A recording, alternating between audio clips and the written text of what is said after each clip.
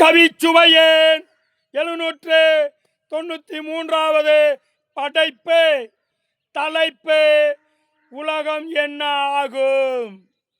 பேச்சில் உண்மை இருக்கட்டும், அதோடு செயலிலும் நன்மை இருக்கட்டும்.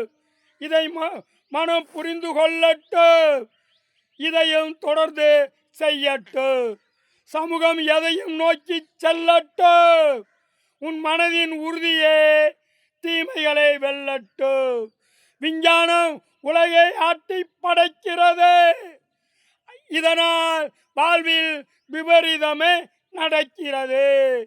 இது மனித குலத்திற்கு தெரிந்த ஏண்டா மீண்டும் விஞ்ஞானம் படைப்பை தொடர்கிறது.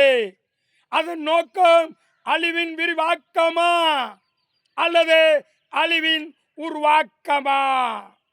இது புதிராய் இருக்கிறது. இனி இதற்கு யார் விடை கொடுக்கிறது?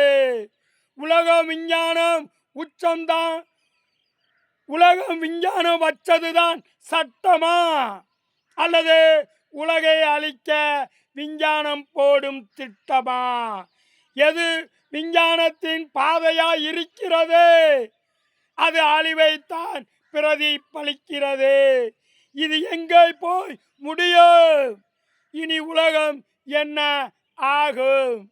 தயவு செய்து உலக நாடுகளே, உலக மக்களே, அமைதியாய் வாழ விடுங்களே.